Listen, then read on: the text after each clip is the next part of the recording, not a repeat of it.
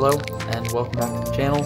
Today we have a quick review of the Koenig Arius coming at you. So this is going to be a quick review because I have not sharpened or done a ton of cutting with this knife. I've opened some boxes, cut a little cardboard, some normal stuff like that, but I haven't sharpened it. I haven't done any extended cutting with it, so I don't want to call this a full review. It's just going to be a quick review. And I want to get this out of the way because I'm planning to trade this knife for another Koenig Arius, hopefully with a textured titanium instead of the carbon fiber. So that's why we're doing this quick review now. So let's start it off with specs and then size comparison. The length is going to be coming in at overall around 8.5 inches with a 3.5 blade. Cutting edge is going to be about 3 2/4, 3 2/5, something like that. And the handle length is going to be just around 5 inches, right there. You can see all the way to the end, of the backspacer. It's going to be around 3.5, or sorry, 5 inches, not 3.5. Now we'll talk about thicknesses. Blade thickness is going to be, we'll zero this. We got it in inches. Blade thickness is coming in at, hopefully you can see that, 0.155. The handle thickness is going to come in at 0.56, so a little over half an inch. And then the cutting edge thickness, always the trickiest one to measure, going to be right around, make sure I'm right at the edge, around 0.018, sorry, 0.018 on the cutting edge thickness, which is exceptional, especially for a blade that's starting this thick. Really nice cutting edge thickness. Now let's move on to some size comparisons. I'll put that right there. And we'll start with a comparison that I think a lot of you will be familiar with. Got the PM2 coming in here. I'll put those butt to butt right there. So you can see overall length is going to be incredibly similar. PM2 is coming in around 8 1/4 versus 8 1/2 on the Arius. Very close there. We'll see blade length is going to be almost identical in overall blade length, although the Arius is going to have just a little bit more cutting edge. And I'll show you what those look like. Folded up, you can see pretty comparable in pocket. The Arius is right on in terms of width in the pocket. Thickness, it's coming in definitely substantially thicker than the PM2, especially with the contoured scales. But in terms of weight, these are actually almost identical in weight. They weigh almost the same. We'll bring out the little brother to the PM2. Got a pair of 3 here. And I'll bring out the PM2 again, just so we can see how it stacks up there. And I'll line these up pivot to pivot. There you go. And butt to butt right there. Arius is going to be coming in right around PM2 size, so significantly bigger than the pair 3. We'll get out another high-end US production knife. Got the Hinderer XM18 3-inch. Put those butt to butt. You can see it really close in overall length. Hinderer is coming in about 8 1/4, kind of PM2 size. Blade length, almost identical. It's really, yeah, blade length is pretty much the same. And thickness,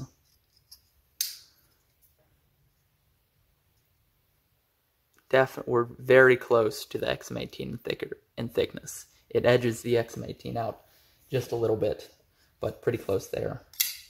We'll get another large long boy in here. Got the Spyderco Native Chief. Now here's a knife that really is substantially bigger than the Arius, at least in terms of length. But you can see a solid 1/2 inch on the Arius. This is coming in at 9 1/4 or so. So a good 1/2 inch on the Arius in terms of length. We'll bring out another USA-made knife, the TRM Atom. You can see not too far off in length, but a big difference in terms of thickness. The Atom is going to be substantially thinner than the Arius. Here's another USA-made flipper, Protec Malibu. Pretty big size difference here. Definitely significant size difference. Arius dwarfing the Malibu pretty well. And we'll put a budget option in here that's matching up pretty well in size. We got the CRJB Centros. But you can see the Arius is just slightly bigger, maybe a 1/4 inch longer, but they're pretty close, quite close in overall size. And we'll put it next to 2 of our standards. Got the Victorinox Pioneer and the Cadet. There you go. That's what it looks like with some size comparisons. Okay, let's move on to the likes. So first, it's going to be the lightweight. So this knife is coming in at about 8.5 inches, pretty thick, fairly wide, but it only weighs 4 ounces. And you get that with this, with some substantial internal milling. Not sure if you can be able to see that. Let me grab a light. Here you go. Hopefully you can see that. So it's milled even on the carbon fiber. It's milled out internally. See if you can see that on the titanium. Yeah, there you go. Got those big pockets on the tie. And then same thing on the other side. You have pockets in the carbon fiber as well, which is a great, that's a cool step for them to have taken. So that's first like it's super lightweight for the size. Second, it's going to be the aesthetics. I think this knife looks incredible. The design from, I believe it's TJ Schwartz designed this, if I recall. It's just gorgeous. It's a beautiful design. You can see closed. The lines are really, really nice. Open, that blade shape and the handle. It just really all flows. You can see it come up here, swoop in the scallop that flows up to the blade. I think that's gorgeous, mirrored by this scallop, and the handle widens out. Blade, that broad drop point shape. It's a gorgeous design. I'm a massive fan of the aesthetics. Third is going to be cutting. So despite having a fairly thick blade, it comes down to such a nice thin edge. This hollow grind is really, really deep. Not sure if you're going to be able to really see and tell. There, you can get a pretty good look at it there. So it's a really deep hollow grind on this blade. So it comes down to a nice thin edge. It's going to cut really well because the blade has so much width. It has a lot of time to get down to a nice thin edge. And when you're cutting things, it doesn't just wedge into them. It can gradually move into the material and spread it, instead of just wedging if the blades, say, were really narrow. Next is going to be the finish. Pretty much all the finishing on this is super nice. So on this blade, you can see it's got a beautiful stone wash. Let me wipe that off.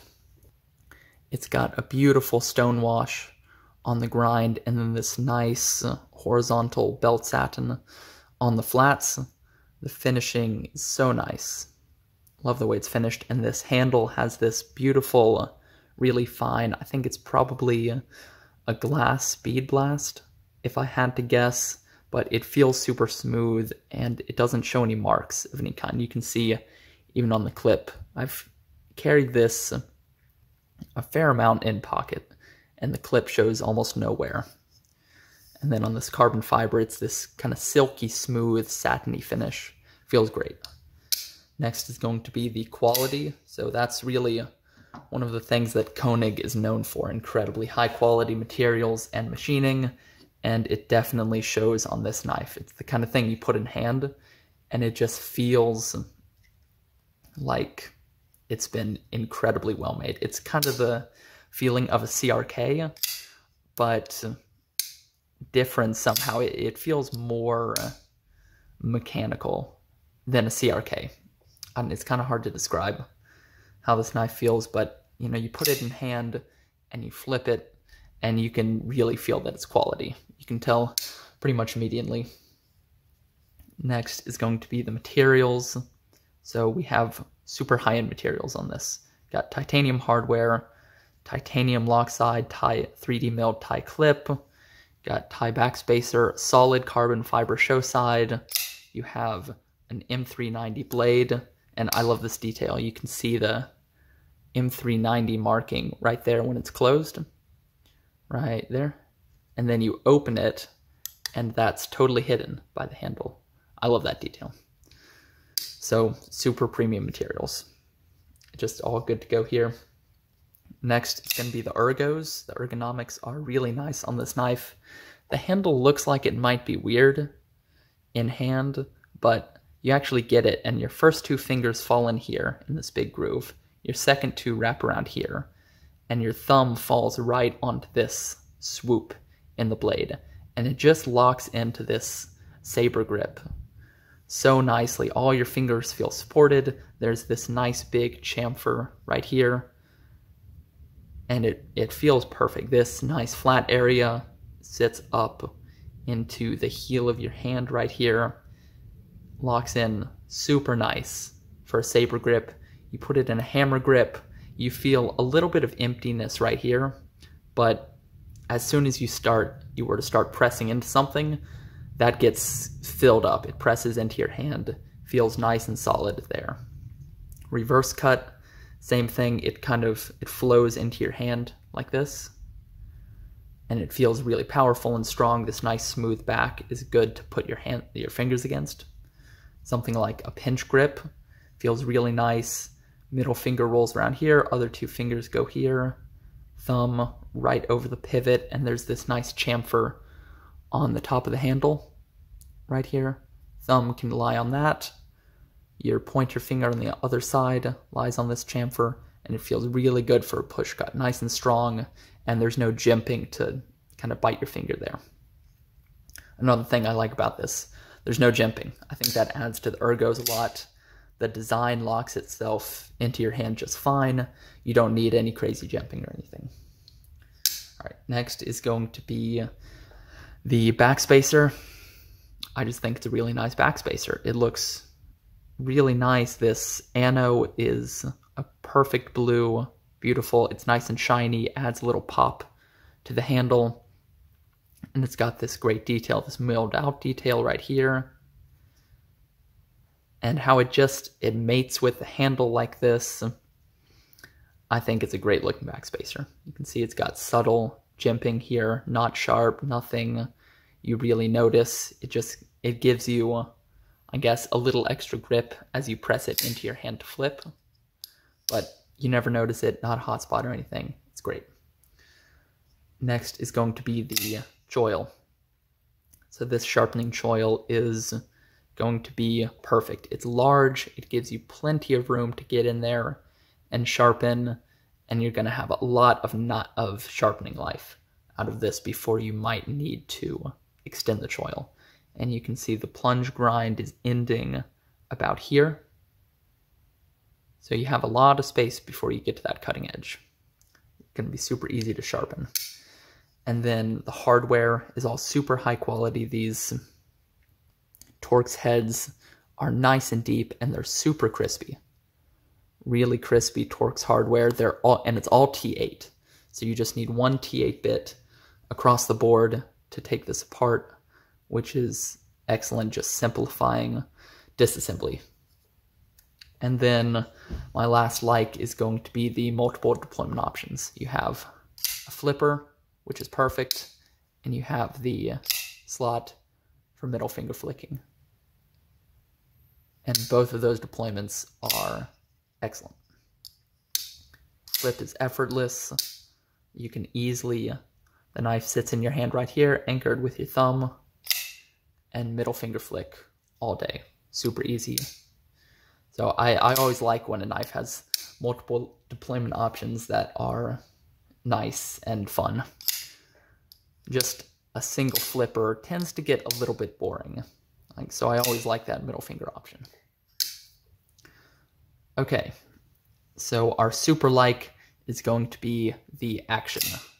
That is really one of the things, that's like the thing that Koenig is known for. Incredible action, and it's definitely, there's no disappointment here. The hype is absolutely real. You press on the flipper, boom, it's open every single time. The detent is super crispy, but not too strong. Blade flies out every time with ease. You can kind of push button it, you can light switch it, doesn't matter. On the middle finger flick, super crispy, again, not too strong, and it flies out every time. Disengage the lock bar, it falls, and it falls shut. Boom, just like that. No blade play, no pivot looseness. That's just tight tolerances and good engineering. Just falls straight shut. So the action is going to be the super like on this. Really, really nice. Now our neutrals, I just have one neutral, and it's that when you're holding the knife here, you're kind of far from the cutting edge. So you can see the farthest point I can get up on the handle is here, and the cutting edge starts all the way up here. So you're looking at maybe half an inch, 3/4 of an inch from the cutting edge, which just makes you feel a little bit far away. Slightly less control and precision up here, but it's no big deal. You can choke up, you can kind of choke up here with a pinch grip and actually get really close to the cutting edge. So it's a neutral. I could have the cutting edge come back farther and maybe have the choil farther towards the handle, but it's not a deal breaker. It's not a necessity. I don't really mind the distance from the cutting edge. So that's my one neutral. Now dislikes, I have two dislikes. So first is going to be the lock bar access. You can see they cut out, it's not so much the lock bar access, but more the disengagement. You can see they cut out this show side scale. So you have pretty decent access, but this lock bar, the edge, it's knocked down. It's not sharp, but after you've been playing with it for a while, it can get a little bit aggravating for your thumb. I noticed that the first few days I had it is when I would keep playing with it over and over, my thumb would get sore because you're just kind of pushing into this flat edge. I wish that there was a nice broad chamfer right here, and you could match it with a chamfer on the show side, and it would make access easier, and it would make it more comfortable to disengage. And then my second dislike is going to be the price. Now, I get that Koenigs are some of the best made production knives currently available. Totally understand it. But I feel like the price jump from the base model up to the carbon fiber model is a little bit steep. I think the base goes for $600 with the plain tie, lock, and show side. But you go up to this carbon fiber and you're looking at $800. I paid $795 for this at Blade Show, which I feel like is a steep jump just to have it be carbon fiber.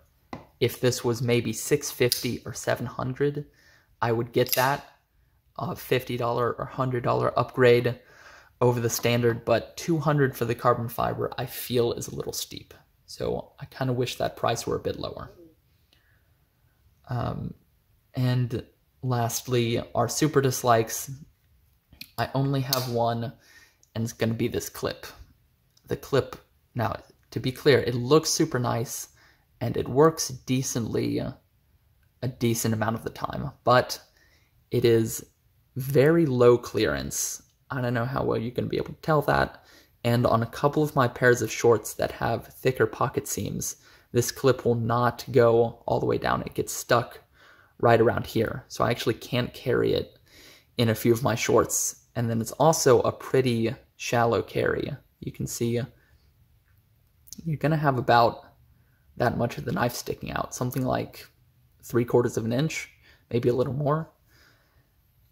As Jake from Bearded Gear said in his review of this knife, if I'm going to have a knife sticking out of my pocket, the Koenig Arius is the one I want to have sticking out of my pocket. So is that at the end of the world, a shallow carry, especially on this knife? No, not really. But do I wish it carried deeper? Maybe move that pocket clip all the way up here where the screw is, and then you'd have maybe that much of the knife sticking out, 1/4 to 1/3 of an inch. Yeah, I definitely prefer that. But my main thing is the clearance. This clip needs to have a lot more clearance for it to function better and fit in more pants and shorts. So there's my super dislike. That's the only one. Just I wish the clip were more clearance and a deeper carry. But that's not a deal breaker for me. I still love this knife. So who do I think this knife is for? This is a knife for someone who wants an extremely well-made US production knife,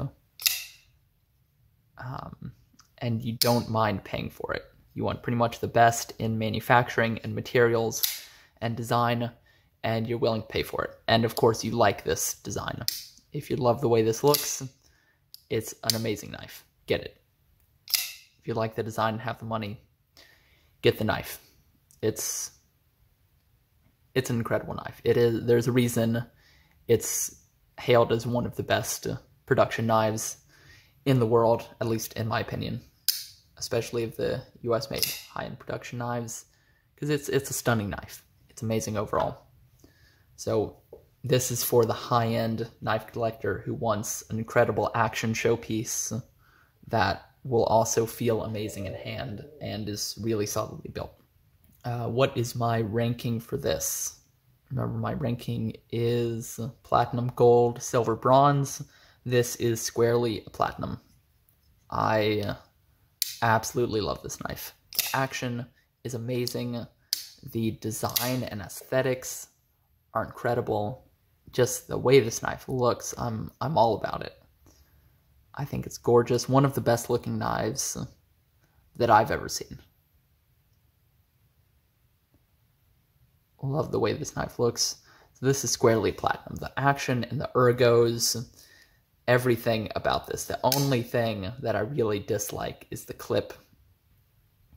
But I can get past it. I can carry this in enough of my pants. There's really just 2 pairs of shorts I found that the pocket seams are too thick on. Everything else, it carries just fine. And this butt end is narrow enough that even though there's a lot sticking out of your pocket, it kind of tucks to the side and doesn't really get in the way very much. And then, of course, there's the lightweight. So this is squarely a platinum knife for me.